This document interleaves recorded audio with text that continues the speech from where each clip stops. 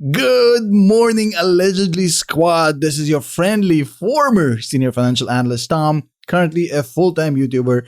And in today's video, we absolutely have to talk about the news that came out of Palantir, as well as some truths and explanations and facts to diffuse the FUD about the whole Michael Burry put and the Tesla story that mainstream media completely blew out of proportion, completely FUD. I'm going to talk about this in a second, but before we do that, we gotta first let you know not to click nothing, not to smash nothing, don't subscribe to nothing, don't buy nothing. In fact, I don't have anything to sell, no courses, no nothing. Just give me your attention for the next 5 minutes, and I'm gonna give you some incredible news about Palantir, as well as some clarification, explanation, and facts about the whole Michael Burry put option on Tesla.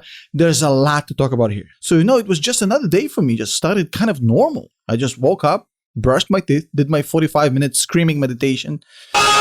Then I met my grandpa for breakfast. We talk about all the American satellites that are spying on him.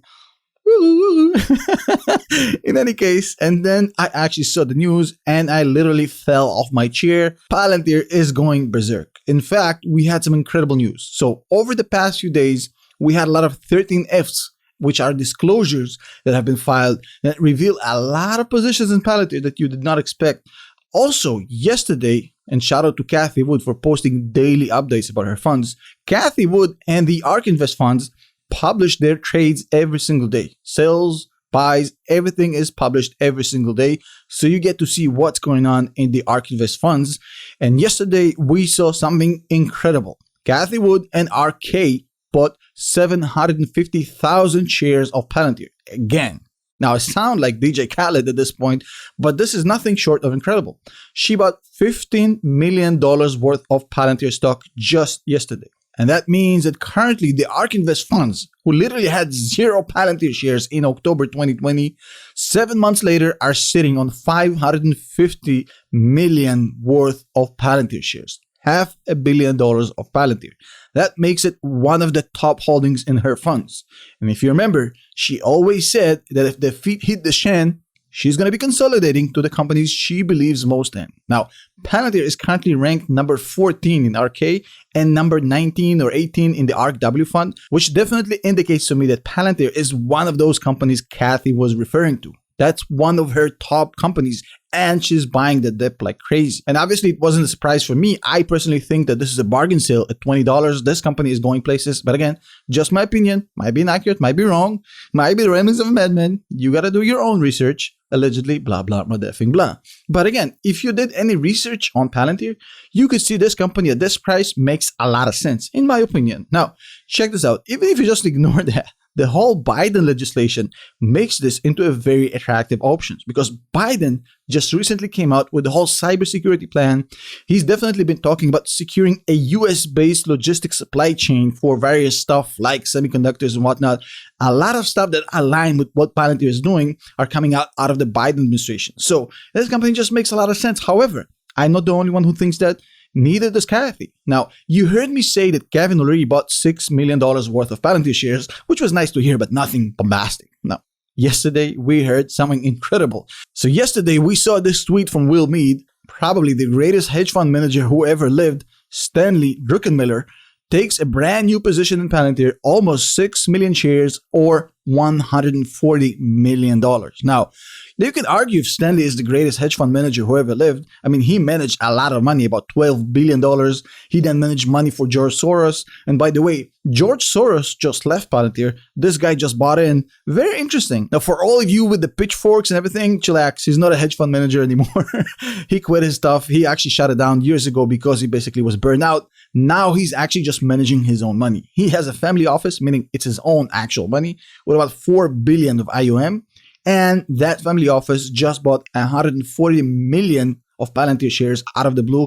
That's how we know it because of the 13Fs, which I mentioned earlier.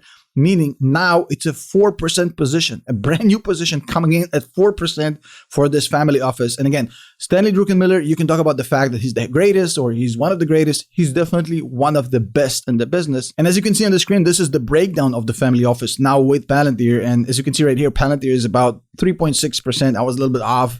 Now, this is a brand new position, 140 million. Another dude with a lot of accomplishments, with a lot of track record, basically telling you, hey, I'm betting heavily on this company. Now, for the second part of the video, we absolutely have to talk about the Michael Burry put option on Tesla and the whole FUD that went around it. I made a video explaining to you why I don't think it was a play against Tesla. And a lot of you have been banging on my door, basically commenting, well, if he put a put on Tesla, essentially that means he's betting against the company. Not necessarily. Let me explain in detail what I meant, because I want you to understand this. This is not about FUD or saying Michael Burry is a hero or a villain. It's just about facts. So Michael Burry did a play here that has to do everything with the inflationary effects of the economy. Now, I know that sounds complicated, but let me explain, because a lot of you have been saying, well, if this is a play against inflation, why Tesla? That's because he thinks Tesla is trash, right? Not necessarily. Now, I don't know what Michael Burry really thinks of Tesla.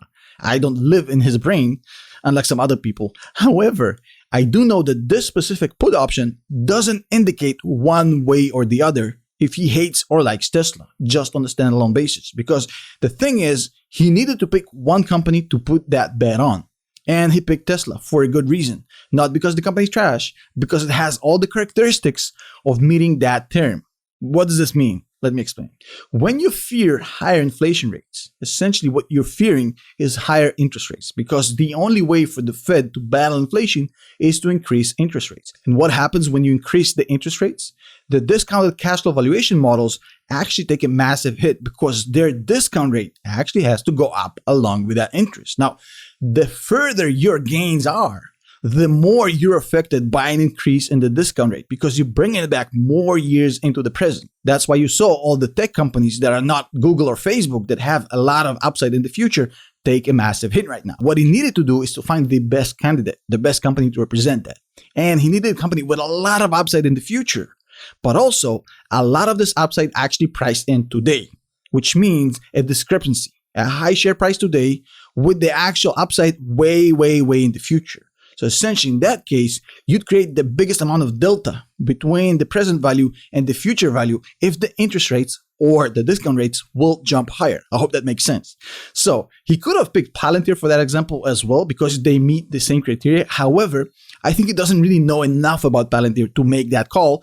And obviously he knows enough about Tesla to know where the price is and where the future is. So he made a play on the economical, or the rather macroeconomical effects of inflation. That has nothing to do with Tesla. He may hate it, he may like it, I don't know.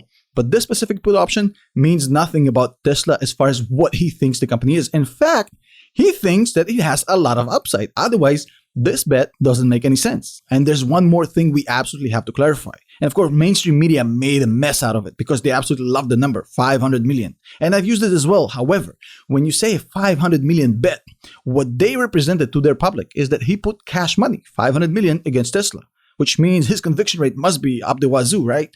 However, and that needs to be clarified. And if you can, share this video with people who need to hear this, because the 500 million, or the 540, is the total value of the 800,000 shares he's putting, or is rather option putting, whatever you want to call it.